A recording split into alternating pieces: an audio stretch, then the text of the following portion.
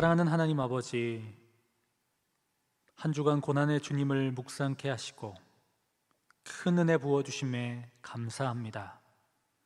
이제 주님의 부활을 대망하는 이 시간, 우리들의 심령에 산 소망으로 가득하게 채워주시니 감사합니다. 십자가를 이기시고 승리하신 주님을 의지함으로 오늘 하루도 담대히 살아가게 하옵소서. 이 새벽 우리에게 말씀하여 주시고 간절히 부르짖는 기도의 제목에 응답하실 주님을 기대합니다. 모든 말씀 감사드리며 예수님의 이름으로 기도드립니다. 아멘. 찬송가 149장 함께 찬송하시겠습니다.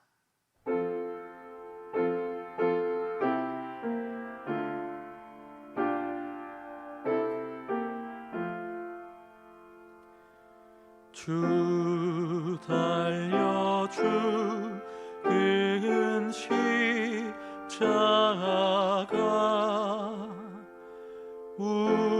우리가 생각할 때에 세상에 속한 욕심을 헛된 줄 알고 버리네. 죽으신 구주밖에는 사랑을 알게 하소서.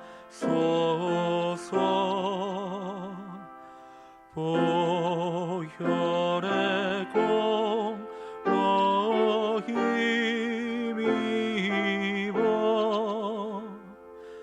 교만한 마음을 버리네. 못 박힌 손 밟고 오니 큰 자비 나타내셨네.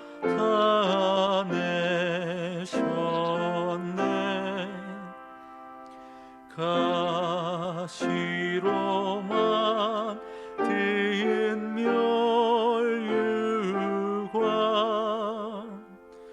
우리를 위해 쓰셨네. 온 세상 만물 가져도 주내 못 따라가겠네.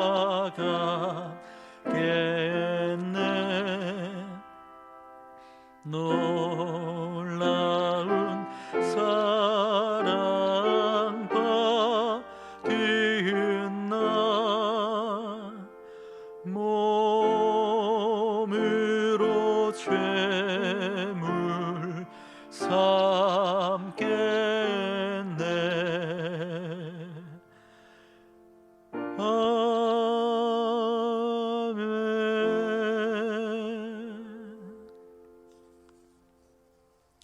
오늘 하나님께서 우리에게 주신 말씀은 로마서 5장 6절에서 11절까지의 말씀입니다.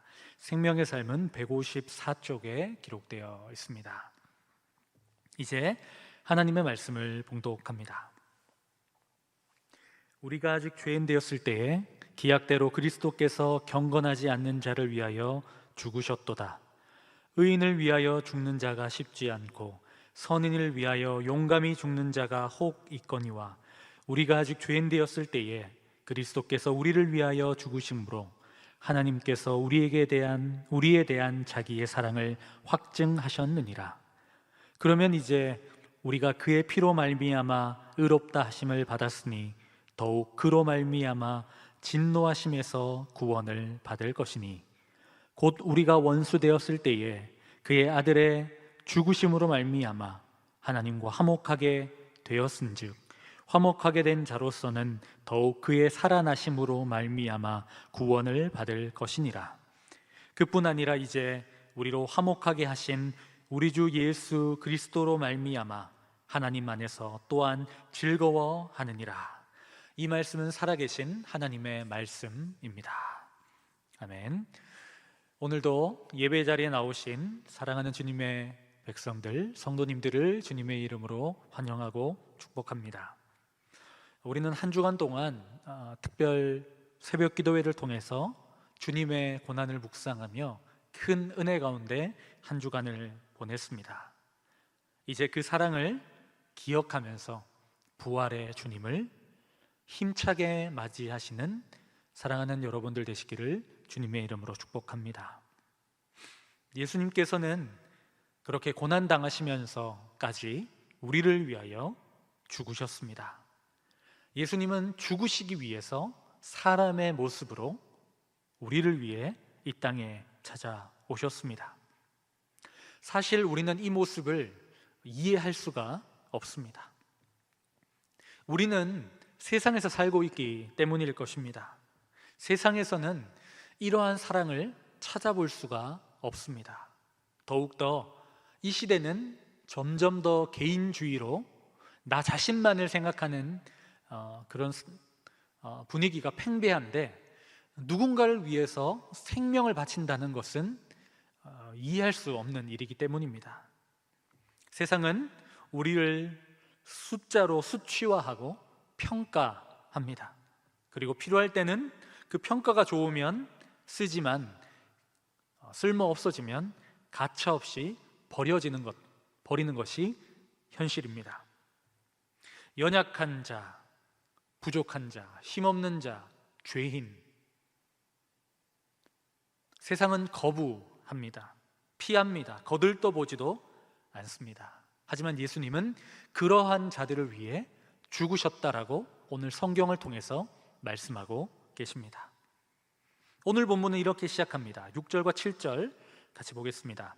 우리가 아직 연약할 때에 기약대로 그리스도께서 경건하지 않는 자를 위하여 죽으셨도다. 의인을 위하여 죽는 자가 쉽지 않고 선인을 위하여 용감히 죽는 자가 혹 있거니와. 아멘. 오늘 예수님은 어떤 이들을 위해 죽으셨다라고 말씀하고 있습니까? 바로 우리가 아직 연약할 때, 이렇게 말하고 있습니다. 7절을 보시면 의인을 위하여 죽기가 쉽지 않고 선인을 위하여 용감히 죽는 자도 혹 있다라고 말합니다. 그런데 연약한 자들을 위해서, 더 덧붙이자면 경건하지 않는 자를 위하여 예수님께서 죽으셨다는 것은 도무지 이해할 수 없는 것입니다. 하지만 우리 예수님은 이런 연약한 우리, 선한 것 하나 없는 경건하지 않는 우리를 위해 죽으셨습니다. 이것은 무엇을 의미합니까? 우리가 할 수 있는 것이 아무것도 없었다라는 겁니다. 우리에게는 공로가 없습니다. 우리가 아무것도 할 수 없는 그때에 예수님은 자신의 생명을 우리를 위해 주셨습니다. 8절은 더 적나라하게 우리에게 말해주고 있습니다. 우리의 상태를 8절과 같이 말합니다. 우리가 아직 죄인 되었을 때에 그리스도께서 우리를 위하여 죽으심으로 하나님께서 우리에 대한 자기의 사랑을 확증하셨느니라. 우리가 죄인이었을 때 예수님의 죽으심을 우리를 향한 당신의 사랑이었다고 확증하고 있다라고 말해주고 있습니다. 증명하시는 것입니다. 이것을 우리를 위해 죽으셨습니다. 그래서 오늘 이 기자는 이렇게 얘기하죠. 우리를 이라는 것을 3번이나 기록했습니다. 예수님께서 죽으셨습니다. 죄인을 위해 죽으셨습니다. 우리를 위해 죽으셨습니다. 하나님의 사랑의 대상, 그 증명하신 그 사랑을 받을 자가 누구냐? 바로 여러분과 저 자신이라는 사실입니다. 이것이 바로 은혜입니다. 우리는 은혜로 살아가는 사람이며 세상 어떤 것 것과도 비교할 수 없는 사랑과 은혜를 이미 받은 사람입니다. 그런 우리가 무엇이 섭섭하다고, 무엇이 더 가져야 하고, 무엇이 더 필요하다라고 하나님 앞에 구하는 것이 부끄럽지 않겠습니까? 이미 전부를 받았다, 모든 것을 받았다, 넘치는 사랑을 받았다, 이 은혜를 기억하며 살아가는 고난주간을 보내고 부활을 준비하는 우리들의 모습 되시기를 주님의 이름으로 축복합니다. 생명을 주었다는 것, 가장 소중한 것을 주었다는 것, 전부를 주셨다라는 것입니다. 그러면서 9절부터는 그 생명을 주신 예수님으로 인해서 우리가 어떠한 은혜를 입었는지에 대해서 기록하고 있는 것이죠.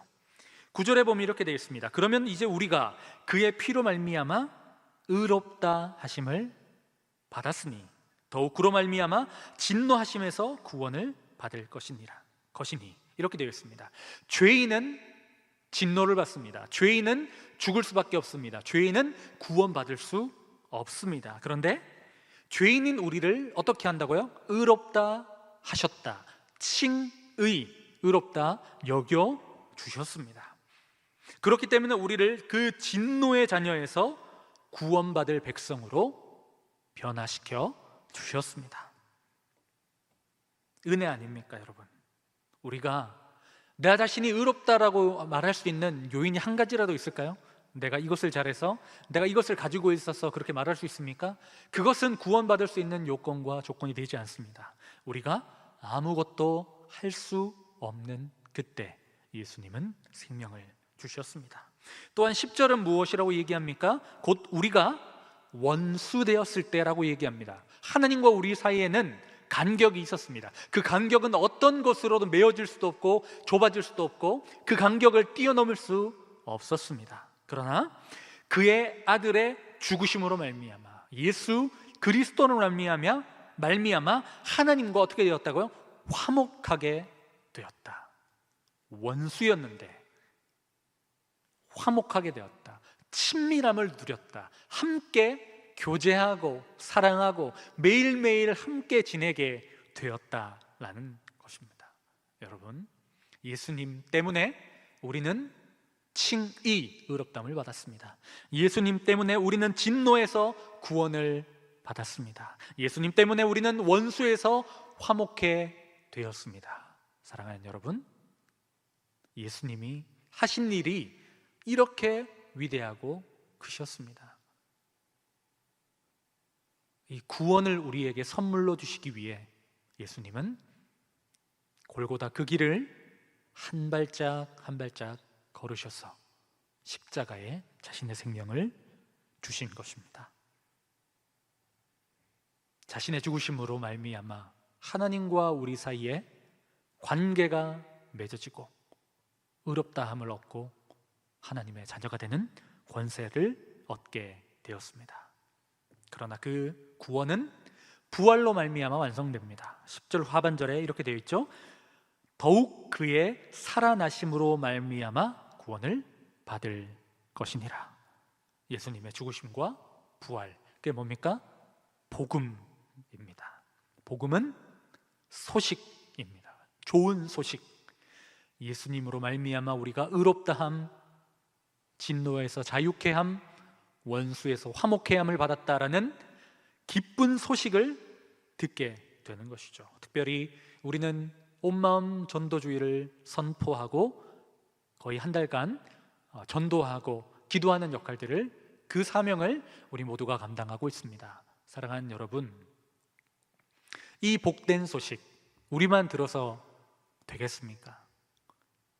그 소식을 이웃과 자녀와 형제들에게 나누는 여러분들 되셨으면 좋겠습니다.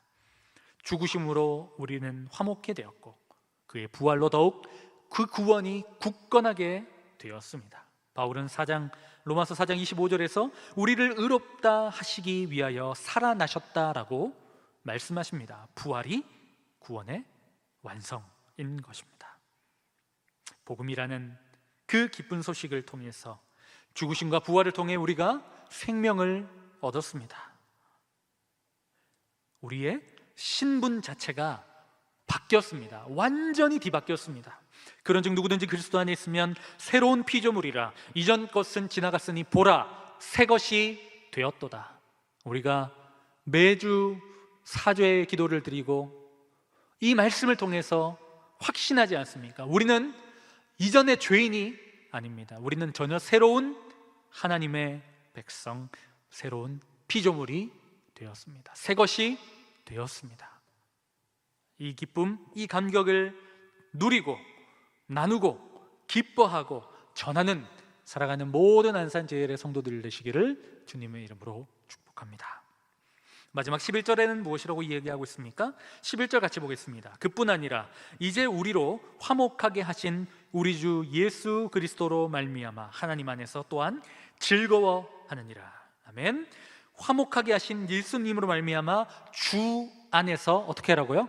기뻐하라 라고 말씀합니다. 여러분, 이 복된 소식이 우리의 삶에 어떤 것보다 더 위대한 기쁨의 소식 되기를 원합니다. 예수님의 그 생명 주신 고난과 부활이 우리 가운데 어떤 것과도 비교할 수 없는 기쁨으로 작용되었으면 좋겠습니다. 자녀들이 잘 되는 것, 승진하는 것, 어떤 무엇인가를 얻는 것보다 더 기쁜 그 소식, 우리 부활의, 우리 구원, 우리 이 신앙의 핵심, 그 부활의 기쁨이 우리 가운데 넘쳤으면 좋겠습니다. 여기서 즐거워하고 기뻐한다는 이 뜻, 이 즐거워한다는 것은 기뻐한다는 뜻도 있지만 자랑한다라는 것도 있습니다. 여러분, 아까 말씀드린 것처럼 우리가 한 일이 있습니까? 우리가 한 일은 없습니다. 우리는 죄인이었고 우리는 연약한 존재였습니다. 우리가 할 수 있는 건 아무것도 없었습니다. 그래서 우리는 무엇을 자랑해야 될까요? 나 자신이 가진 것을 자랑해야 될까요? 내가 가지고 있는 힘을 자랑해야 될까요? 내가 가지고 있는 능력을 자랑해야 될까요? 아닙니다.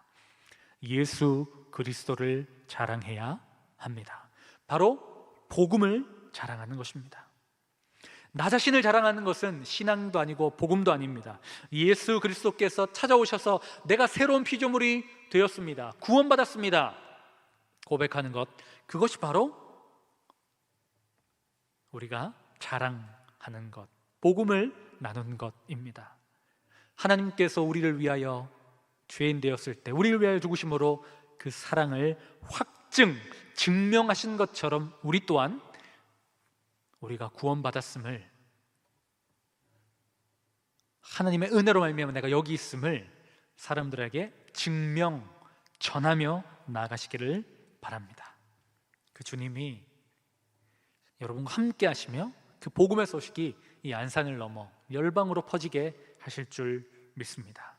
그래서 우리의 인생을 한마디로 말하면 예수 그리스도를 통하여 변화된 인생, 예수 그리스도를 자랑하는 인생인 것입니다.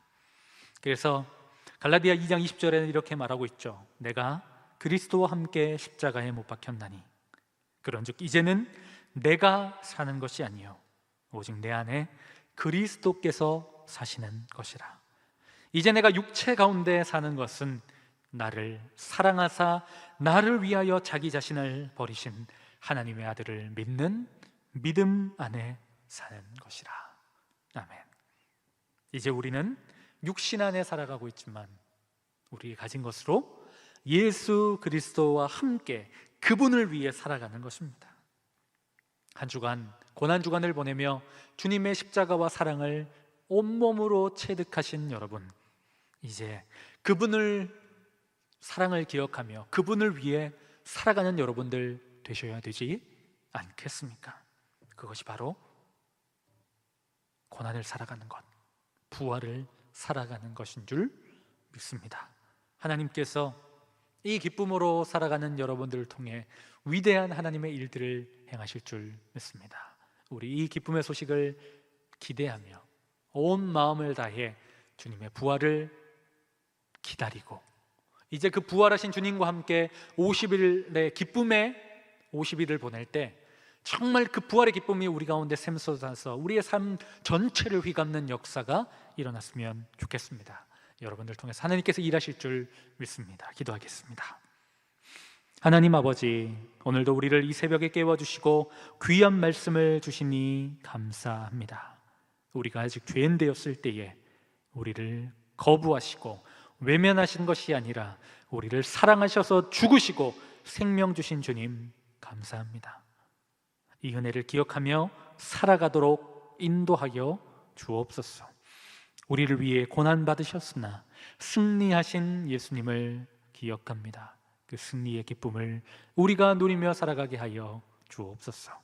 사랑하는 원로 목사님, 하나님 영육간의 간건함을 허락하여 주셔서 끝까지 한국교회의 귀한 어른으로 본을 보이시는 믿음의 사람으로 설 수 있도록 주님 끝까지 붙잡아 주옵소서.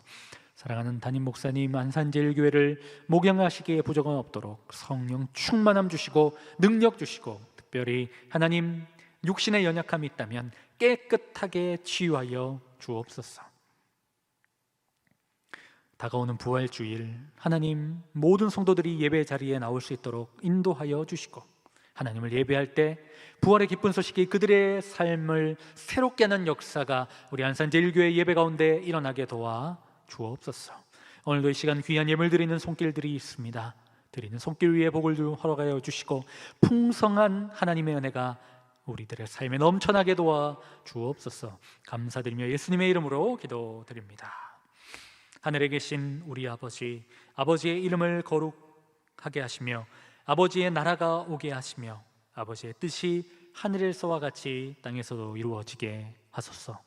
오늘 우리에게 일용할 양식을 주시고 우리가 우리에게 잘못한 사람을 용서하여 준 것 같이 우리 죄를 용서하여 주시고 우리를 시험에 빠지지 않게 하시고 악에서 구하소서. 나라와 권능과 영광이 영원히 아버지의 것입니다. 아멘. 지금 기도하실 때에 나라와 민족, 교회와 오늘 말씀을 놓고 계속적으로 기도의 자리로 나아가겠습니다.